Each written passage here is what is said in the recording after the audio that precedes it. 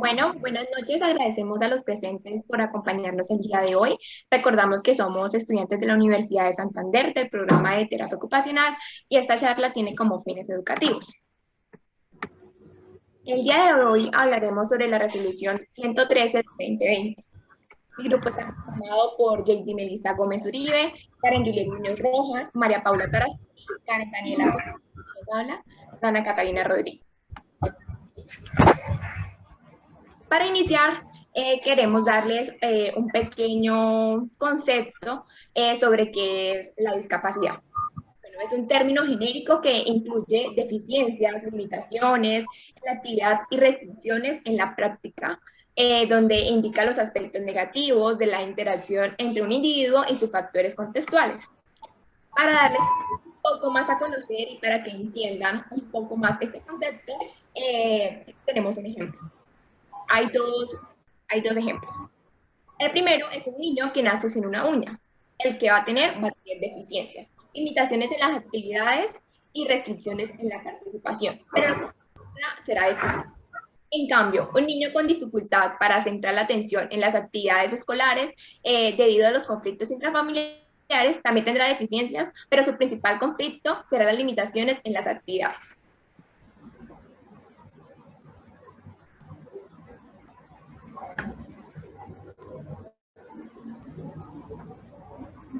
En la ley de 1346 tenemos que las personas con discapacidad pueden tener dificultades al momento de participar en la sociedad cuando se le presenta algún obstáculo.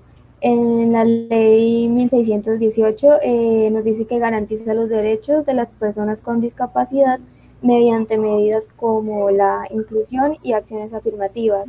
En la ley 1753, la Carta Ministerial implementa la certificación de discapacidad para la inclusión y el redireccionamiento de la población con discapacidad a la oferta programática e institucional. En el artículo 5, en el numeral 5, las entidades públicas deben actualizar el registro de la localización y caracterización de personas con discapacidad. Y en el numeral 10, las entidades territoriales deben tener dispuesto en su presupuesto para la disposición de los derechos de las personas con discapacidad.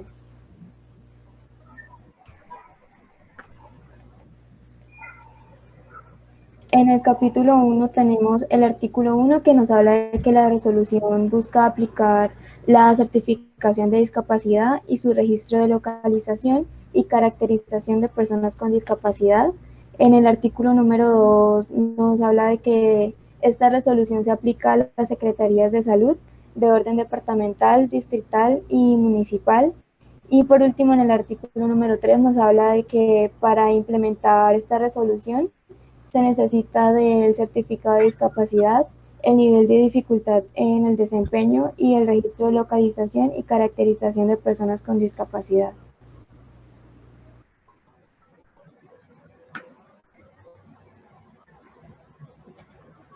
Bueno, en el capítulo 2 hablamos de la certificación de discapacidad. Son 14 artículos, pero pues yo les voy a explicar los más importantes. Uno de ellos es el artículo 5, que es equipos multidisciplinarios para certificación de discapacidad. ¿De qué trata? El equipo multidisciplinario de salud que realiza el procedimiento de certificación de discapacidad estará conformado por 3 profesionales quienes deberán estar registrados en el Directorio Nacional de Certificadores de Discapacidad de este ministerio. El artículo 6, que trata de autorreconocimiento y voluntariedad, trata del procedimiento de certificación de discapacidad y la consecuente inclusión de una persona discapacitada, que deberá darse como el resultado de su libre elección y de su autorreconocimiento como la persona con discapacidad. El otro es el artículo 11, que se llama segunda opinión, que trata sobre la persona o excepcionalmente su representante, que según lo dispuesto por el artículo 48 de la ley de 1996 del 2019, o la norma que lo modifique o sustituya que no esté de acuerdo con el resultado del procedimiento de la certificación de discapacidad. Podrá solicitar una segunda opinión dentro de los 10 días hábiles para la realización de la valoración médica multidisciplinaria como consecuencia. El otro es el artículo 12, que es la actualización del certificado de discapacidad. El certificado de discapacidad deberá ser actualizado siguiendo el procedimiento contemplado en el artículo 8 de la presente resolución. En los siguientes casos, de 12.1, cuando el menor de edad certificado cumpla 6 años. 12.2, cuando el menor de edad cumpla 18 años. 12.3, cuando a criterio del médico tratante se modifiquen las deficiencias corporales, limitaciones en las actividades o restricciones en la participación. Y por último, es la parte de la fuente de financiación, el artículo 13. El procedimiento de certificación de discapacidad será financiado, entre otros, con cargo a los recursos disponibles en el presupuesto general de la Nación. Para tal fin, el Ministerio de Salud y Protección Social, mediante el acto administrativo en cada vigencia, realizará la correspondiente asignación a las entidades territoriales.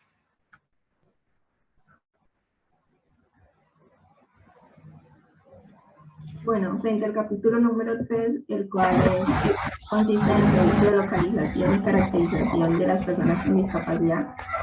En primer lugar, tenemos en que hay que dirigirse a la unidad generadora de datos.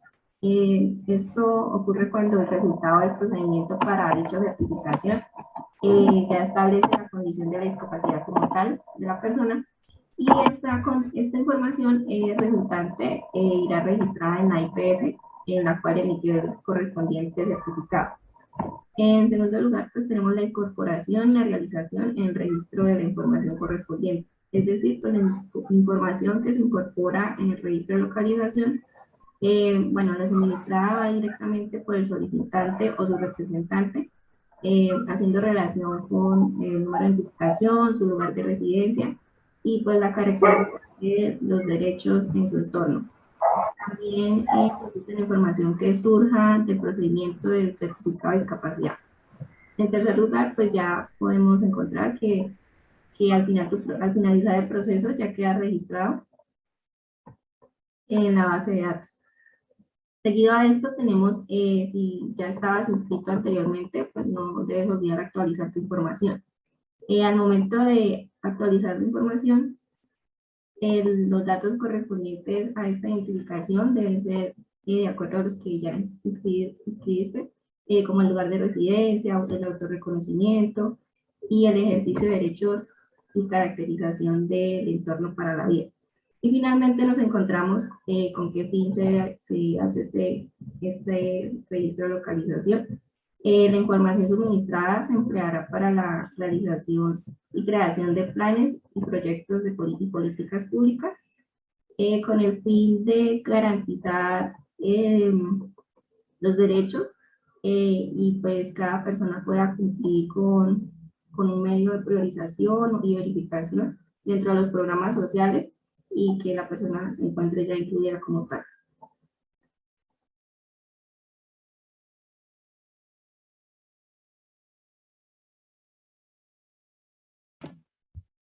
Bueno, el capítulo 4 habla sobre las responsabilidades. Artículo 20, responsabilidades de las secretarías departamentales, distritales y municipales de salud.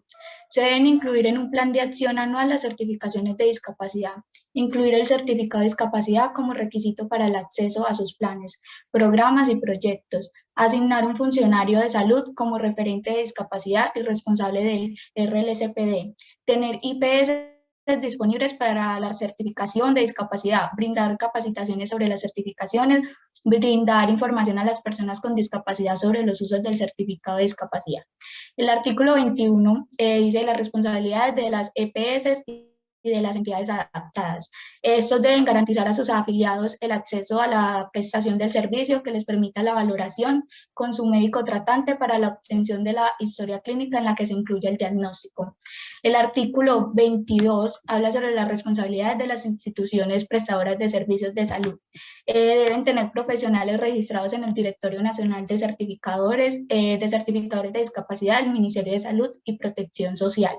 Disponer de agendas abiertas para la asignación de citas, reportar información a través del Sistema Integrado de Información de la Protección Social, SISPRO, reportar y actualizar a los usuarios institucionales que ingresen a los sistemas de información mediante la plataforma PITSIS, disponer de infraestructura técnica, tecnológica, administrativa, entregar copia del certificado cuando las personas con discapacidad o excepcionalmente su representante lo requiera, direccionar a las personas con discapacidad hacia la Secretaría de Salud o la entidad que haga sus veces.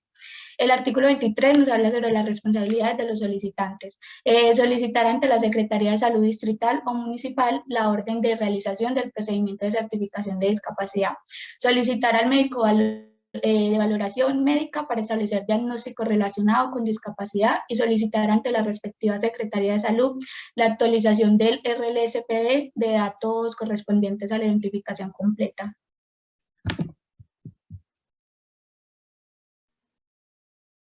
Dale. El artículo 5 tiene dos artículos, que es el 24, que es el transitoriedad, y el 25, que es las vigencias derogatorias.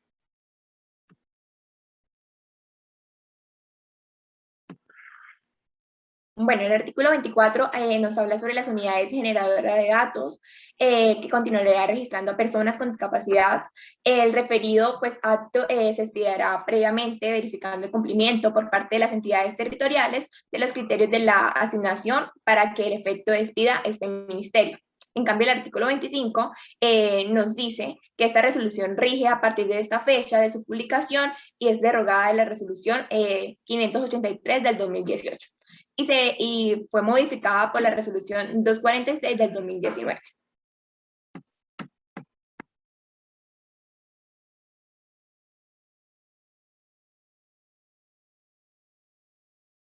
Y por último, queríamos saber si alguno de ustedes ya conocía sobre esta resolución. Buenas noches. Mi nombre es Viviana Uribe González. Me pareció una excelente exposición. Abarcaron todo el tema que tiene que ver con esta parte de certificación de discapacidad, la importancia que tiene el certificado de discapacidad, lo que hacen las plataformas con los datos que toman de todas las personas en condición de discapacidad, las cuales, como ustedes lo dijeron, tienen una prioridad en diferentes tipos de áreas o programas que tiene la política pública de discapacidad. Aparte de eso, pues certificadora de discapacidad en este momento participo en un grupo interdisciplinar y muy agradecida con ustedes por la exposición y por la invitación que me hicieron.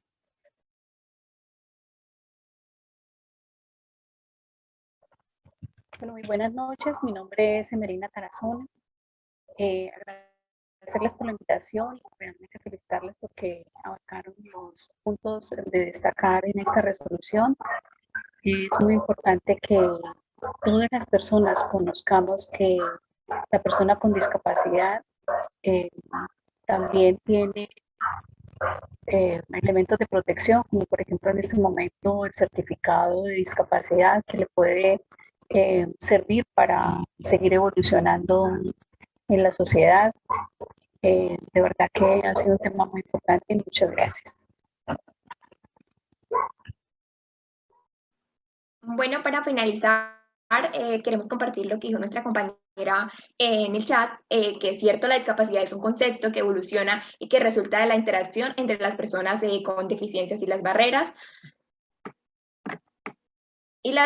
debidas a la actitud y al entorno, que evitan su participación plena y efectiva en la sociedad. Queríamos agradecerles por la participación, por estar aquí y nada, muchas gracias.